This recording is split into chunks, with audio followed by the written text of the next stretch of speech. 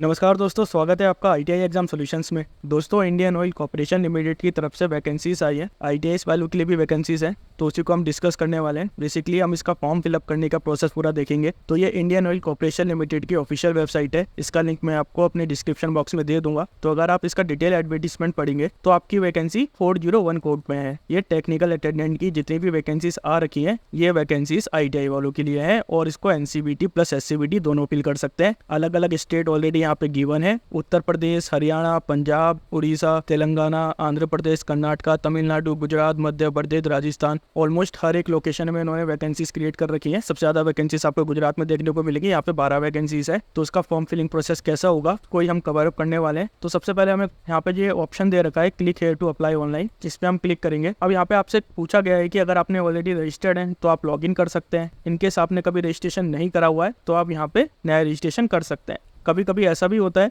कि आप पहले इसका फॉर्म भर चुके होते हो किसी पास्ट ईयर में, लेकिन अभी आप उसकी लॉगिन आईडी भूल चुके हो, तो आप सिंपल इसका नया रजिस्ट्रेशन कर दीजिए। तो हम यहाँ पे न्यू रजिस्ट्रेशन पे क्लिक कर देंगे। देन यहाँ पे लिखा हुआ है अप्लाइंग फॉर। तो अगर आपने एडवर्टीजमेंट पढ़ा होगा, यहाँ पे 2 डिवीजन है, एक रिफाइनरी डिवीजन है और दूसरी पाइपलाइन डिवीजन है। रिफाइनरी डिवीजन में टेक्निकल पोस्ट नहीं आती है, आपको पाइपलाइन पोस्ट के लिए अप्लाई करना होगा। क्योंकि अगर आप यहाँ पे ध्यान से देखेंगे तो आपका जो 401 कोड है, यानी कि टेक्निकल अटेंडेंट कोड है, ये किस में आ रहा है? ये आपका पाइपलाइन में आ रहा है और टेक्निकल अटेंडेंट में ही आप अपना फॉर्म फिलअप कर सकते हैं। तो हम यहाँ पे सेलेक्ट करेंगे IOCL पाइपलाइन। देन यहाँ पे पोस्ट नेम टेक्निकल अटेंडेंट और इसने पोस्ट कोड ऑटोमेटिकली उठा लिया है। कैंडिडेट नेम अपना नाम फिलअप करना है। मोबाइल नंबर यहाँ पे आपको फिलअप करना है। अल्टरनेट मोबाइल नंबर कोई सा भी आप दे सकते हैं, बेटर रहता है। अब अपने घर का मोबाइल नंबर दे, तो यहाँ पे एक अल्टरनेट मोबाइल नंबर दे देते हैं। ईमेल एड्रेस डाल देते हैं। सेम ईमेल एड्रेस को कंफर्म भी करना है। देन OTP जनरेट करना है। OTP डालने के बाद वैलिडेट जरूर करना है OTP को। देन डिक्लेरेशन में आई एग्री एंड लास्ट में यहाँ पे दोबारा आपको कैप्चा फिल करना होगा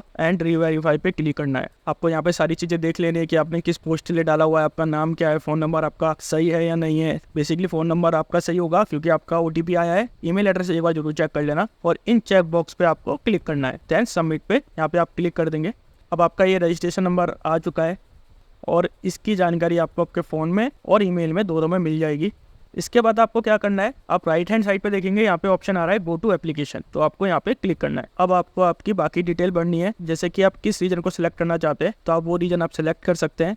फॉर एग्जाम्पल मैं गुजरात सेलेक्ट कर रहा हूँ। जेंडर आपको सेलेक्ट करना है। देन डेट ऑफ बर्थ यहाँ पे आपको फिलअप करनी है। मैं एक रैंडम डेट ऑफ बर्थ यहाँ पे डाल रहा हूँ। Nationality citizen of India. Reservation category आप जनरल में है, इकोनॉमिकल बैकवर्ड क्लास में है, OBC है, SC है, ST है। जनरल के अलावा आप जिस भी कैटेगरी में आते हैं तो उस कैटेगरी का आपको सर्टिफिकेट भी अप्लाई करना होगा। फॉर एग्जाम्पल मैं यहाँ पे EWS सेलेक्ट कर लेता हूँ। Are you an ex serviceman? No. Father name यहाँ पे फिल करना है। Mother name, marital status unmarried, बाकी डिटेल ऑलरेडी फिल्ड है। अब आपको अपना टेस्ट स्टेट सेलेक्ट करना है। आप किस स्टेट में एग्जाम देने के लिए जाना चाहते हैं, तो आपका जो भी नियर बाई एरिया होगा आप उसको सिलेक्ट कर सकते हैं। फॉर एग्जांपल मैं उत्तराखंड सेलेक्ट कर लेता हूँ, देहरादून। देन उत्तर प्रदेश में 3 जगह है, आगरा, लखनऊ, प्रयागराज। अपने हिसाब से आप सिलेक्ट कर सकते हैं। और जितने भी यहाँ पे स्टार है ये सब मैंडेटरी है, आपको सारी जगह पे सारी लोकेशन के लिए आपको फिलअप करना है। अब मैं रैंडम यहाँ पे फिल कर रहा हूँ। देन यहाँ पे आप सेव एंड नेक्स्ट पे जाएंगे। अब आपको आपकी कम्युनिकेशन डिटेल फिलअप करनी है। एड्रेस फिलअप करना है आपको। देन आपको अपनी कंट्री सिलेक्ट करनी है। एड्रेस फिलअप कर देते हैं रैंडम। स्टेट सिलेक्ट करना है, डिस्ट्रिक्ट सिलेक्ट करनी है एंड आपको आपका पिन कोड यहाँ पे फिलअप करना है। अगर आपका परमानेंट एड्रेस और कोरस्पोंडेंस एड्रेस सेम है तो आप यस पे क्लिक करेंगे,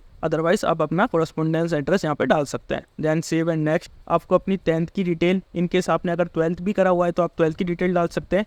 कंपलसरी नहीं है, लेकिन अगर आपने करा है तो जरूर डालिए। देन आपको आपकी क्वालिफिकेशन डिटेल, यानी कि आपको ITI की डिटेल यहाँ पे फिलअप करनी है। मैं यहाँ पे रैंडम डिटेल डाल रहा हूँ। यहाँ पे आपको CGPA या परसेंटेज में आपके मार्क्स आएंगे, तो आपने कितने मार्क्स ऑब्टेन करे, कितने मैक्सिमम मार्क्स थे, वो आपको डिटेल फिल करनी है। परसेंटेज ऑटोमेटिकली उठा लेगा। देन आपने डिग्री कौन सी है आपके पास। देन यहाँ पे आपको स्पेशलाइजेशन सेलेक्ट करना है। इंस्टीट्यूट नेम, यहाँ पे आपको बाकी जितनी भी डिटेल्स है सारी बेसिक डिटेल्स है, तो ये सारी फिल करनी है आपको। एडमिशन कब हुआ था ये फिल करना है और आप पास आउट कब हुए ये चीज फिल करनी है। तो ये 2 चीजें आपको फिलअप करनी है। देन अगेन आपने कितने मार्क्स ऑब्टेन करे, टोटल नंबर ऑफ मार्क्स में से। अगर आपके पास अदर कोई क्वालिफिकेशन डिग्री है तो आप यहाँ पे फिल कर सकते हैं। यहाँ पे आपको एडिशनल डिक्लेरेशन भी सबमिट करना है। Do you have report elements deficiency और abnormalities and also this with finding of meeting for physical fitness criteria above. अगर आप फिजिकली फिट नहीं है तो आप यहाँ पे यस सेलेक्ट करेंगे, अदरवाइज आपको नो सेलेक्ट करना है। Do you have been found unfit for position during medical examination by any other location. अगर आपने किसी भी एग्जाम का कभी मेडिकल एग्जामिनेशन दिया हुआ है और वहाँ पे अगर आप अनफिट